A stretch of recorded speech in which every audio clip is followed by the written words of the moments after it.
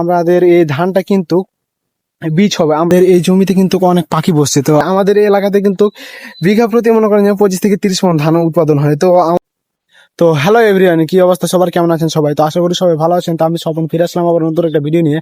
তো আজকে চলে আসছি আমি আমাদের ধানের জমিতে। যে ধানের জমিতে আসছি বলতে যে কারণে আমাদের এই ধানের জমিটা যেহেতু ধান পেকে আসছে, তো এই জন্য আব্বু বলছিল যে জাতরে জমি দিক থেকে ঘুরায়। তো আমাদের এই জমিতে কিন্তু অতিরিক্ত পাখি বসে। এখন তো পাখি বসার কারণ হচ্ছে যে আমাদের এই ধানের জমিতে কিন্তু ধানটা অনেক পেকে গেছে। তো পেকে যাওয়ার কারণে আমাদের এই জমিতে কিন্তু অনেক পাখি বসছে। তো আপনারাই দেখতে পাচ্ছেন যে আমাদের ধানটা পুরোটাই সবই মনে করেন যে একবার সোনালী হয়ে এসেছে। আমাদের এই ধানটা কাটলে কাটা যায়, কিন্তু কিন্তু আমরা কাটি না কেন জানেন? আমাদের এই ধানটা কিন্তু বীজ হবে। আমরা এই ধানটাকে আমরা বীজ হিসাবে ব্যবহার করব, তার জন্য আমরা এই ধানটাকে আমরা কাটি না। তো না কাটার কারণ হচ্ছে যে আমরা এই ধানটাকে আগে পরিপক্ত ভাবে মনে করেন যে করব, তারপরে আমাদের এই ধানগুলোকে আমরা কাটবো। তো এই জন্য আমরা আমাদের এই ধানগুলো কাটি না। তবে আমরা যদি এই ধানগুলোকে কেটে নিতাম তাহলে মনে করেন ভালোভাবে পরিপক্ক হতে পারতো না। পরিপক্ক না হতে পারলে কিন্তু ধানের বিচন ভালো হবে না, আর বীজ যদি ভালো না হয় তাহলে মনে করেন যে ধান ভালো হবে না। যার কারণে মনে করেন যে আমাদের এই মনে করেন যে আমরা এই ধানটাকে রেখে দিয়েছি। তো আশা করা যায় যে আমরা আর কিছুদিনের মধ্যে আমাদের এই ধানটাকে কেটে ফেলবো। তো কাটবো বলতে ওই দেখেন যে ওই ওই যে ওই পাখি উড়ে বেড়াচ্ছে এইদিকে আর ওইদিকে।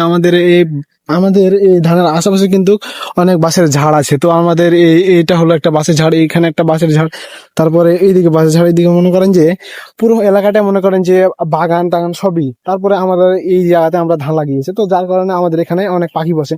তো ওই যে দেখেন আমাদের ওই দিকে একটা পাখি উড়ে যাচ্ছে। তো আমাদের মনে করেন যে আমাদের এখানে এই ধানগুলোতে আমাদের একটু ফলন কম হয়। ফলন কম কারণ হওয়ার কারণ হচ্ছে যে এটা কিন্তু অসিজনের একটা ধান, এটা হলো বর্ষালি ধান। এই ধানে কিন্তু আমাদের একটু ফলন কমই হয়, কারণ এই সময়ে পশু পাখি সবই মনে করেন যে একটু অত্যাচার হয়, যার কারণে আমাদের এই ধানের ফলন কমে যায়।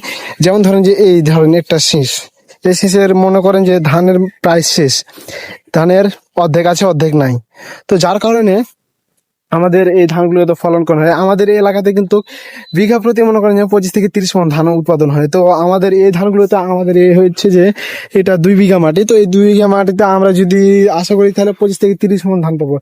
আর এই ধানের কিন্তু দাম বেশি, কারণ এই ধান যেহেতু বীজ হিসাবে ব্যবহার হবে, যার কারণে এটার একটু দাম চড়া। কারণ এই ধান সাধারণত অন্যান্য ধান যদি মনে করেন 1000 থেকে 1500 মণ বিক্রয় হয়, তাহলে এই ধান মনে করেন যে বিক্রয় হবে 2500 থেকে 3000, যার দাম মনে করেন যে দ্বিগুণ।